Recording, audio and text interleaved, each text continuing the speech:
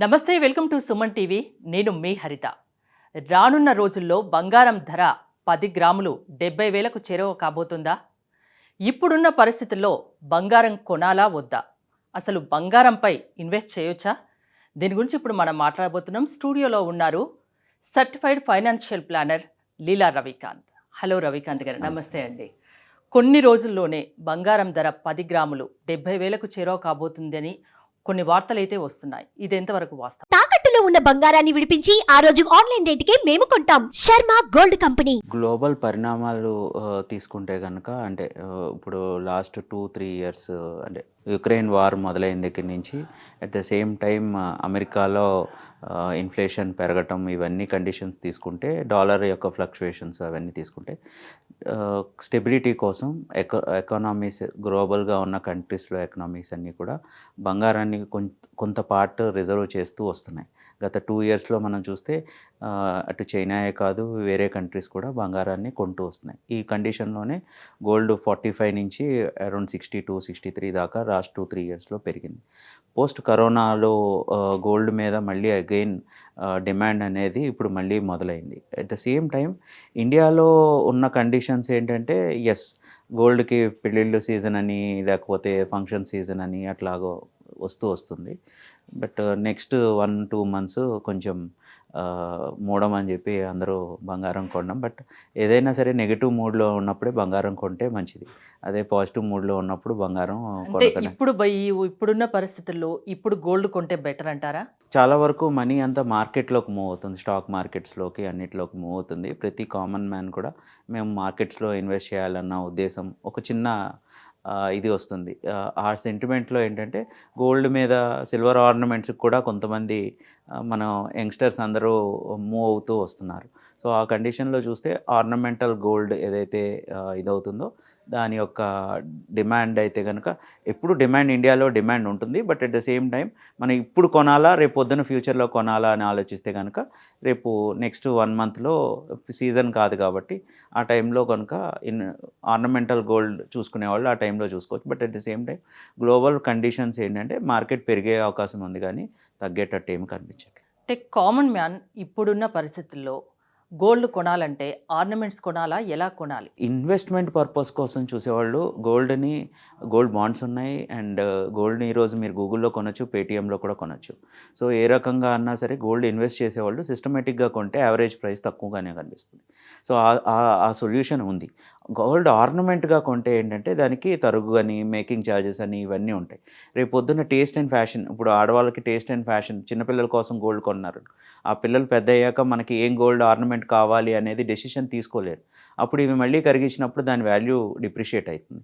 అందుకని బెటర్ ఏంటంటే గోల్డ్ బాండ్స్లో కానీ, గోల్డ్ బిస్కెట్స్లో కానీ, లేకపోతే ఫిక్స్డ్గా చిన్న చిన్న గోల్డ్, బట్ ఇంట్లో పెట్టుకోవడం అంత సేఫ్ కాదు కాబట్టి గోల్డ్ని బాండ్స్లోనే కొనుక్కోవడం అడ్వాంటేజెస్. బంగారంపై పెట్టుబడి పెట్టడానికి ఎప్పుడూ మంచి అవకాశమే అంటారా? ఎప్పుడైనా పెట్టొచ్చా? కొన్ని ప్రత్యేక రోజుల్లోనే అదేమన్నా ఉంటుందా? అంటే ఇన్వెస్ట్మెంట్ అనేది నేను ఎప్పుడూ చెప్తా ఉంటాను, బుర్రతో వాడి చేయండి, మనసుతో కాదు అని. ఎందుకంటే మార్కెట్ పడినప్పుడే బంగారం కొనాలి, పెరిగినప్పుడు కొంటే దానివల్ల ఉపయోగం లేదు. సో కండిషన్స్ అన్నీ కన్సిడర్ చేసుకుని ఇన్వెస్ట్మెంట్ చేయాలి. మనకి టెంప్టేషన్తో మా వైఫ్ ఏదో ఈరోజు కార్తీక సోమవారమో లేకపోతే బంగారం కొనే రోజో ఏదో అని చెప్పి గోల్డ్ కొన నక్షత్రత ఏదో అనేది అట్లాంటివి ఉంటాయి కాబట్టి ఆ రోజు కొనాలి అనేది ఇట్స్ ఓన్లీ ఏ సెంటిమెంట్.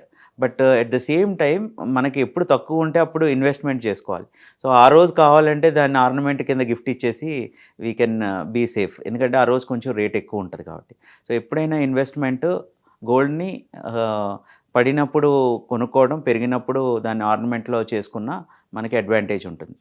యాక్చువల్గా ఇండియన్ సెంటిమెంట్లో గోల్డ్ ఎందుకు వచ్చిందంటే మనకి ఒక మిడివల్ ఇయర్స్ నుంచి మనకి ఎక్కువ వార్స్ అవన్నీ జరగడం వల్ల ఉమెన్కి సేఫ్టీ లేకపోవడం, అంటే హస్బెండ్ వార్లోకి వెళ్ళి ఇది అవ్వడం వల్ల ఇండియాలో పాపులేషన్కి ఓవర్ ఏ పీరియడ్ గోల్డ్ అనే ఆర్నమెంట్ అనేది సెక్యూరిటీ కోసం పెంచారు గత 500-600 ఇయర్స్. అంతకుముందు గోల్డ్ ఆర్నమెంట్ ఉండేది, కానీ అది టెంపుల్స్కి దీనికి పరిమితమై ఉండేది. కానీ ఒక 500-600 అంటే బిఫోర్ మొఘల్ రూల్, అదే ఢిల్లీ సుల్తాన్ రూల్స్ అప్పటి నుంచి గోల్డ్ అనేది ఒక ఉమెన్కి ఒక సేఫ్టీ కోసం అంతే స్టార్ట్ చేశారు తప్పించి గోల్డ్ అనేది యాక్చువల్గా ఇన్వెస్ట్మెంట్కు అంటే ఇన్వెస్ట్మెంట్ పరంగా అయితే మీరు గోల్డ్ బాండ్స్ గోల్డ్ ఫ్లక్చుయేషన్స్ ఎలాంటి ఆప్షన్స్ ఉన్నాయి ఇప్పుడు బంగారంపై పెట్టుబడి పెట్టాలనుకుంటే ఇప్పుడు మనకున్న ఆప్షన్స్ ఏంటి? మ్యూచువల్ ఫండ్లో గోల్డ్ ఫండ్స్ ఉన్నాయి, తర్వాత గోల్డ్ బీస్ అని చెప్పి ఎక్స్చేంజ్ ట్రేడెడ్ ఫండ్స్ ఉన్నాయి, అండ్ ఈవెన్ మన గూగుల్ పేలో కూడా గోల్డ్ ఇన్వెస్ట్ అంటే ఏది చేసుకోవచ్చు. బెటర్ ఆప్షన్ గా మీరు suggest ఏదంటే చేస్తారు? మీరు తక్కువ చిన్న ఇన్వెస్ట్మెంట్ ఉందనుకోండి, ఒక 100 రూపాయలు ఎవరన్నా చిన్నపిల్లలు గిఫ్ట్ ఇచ్చారనుకోండి, మన గూగుల్ పేలో గోల్డ్ ఆప్షన్ ఉంది కాబట్టి అది కొనుక్కోవచ్చు. ఎందుకంటే ఇమీడియట్గా దాన్ని గోల్డ్ కన్వర్ట్ చేస్తున్నారు ఆడపిల్ల, ఎప్పటికప్పుడు సెట్ చేసుకోవచ్చు.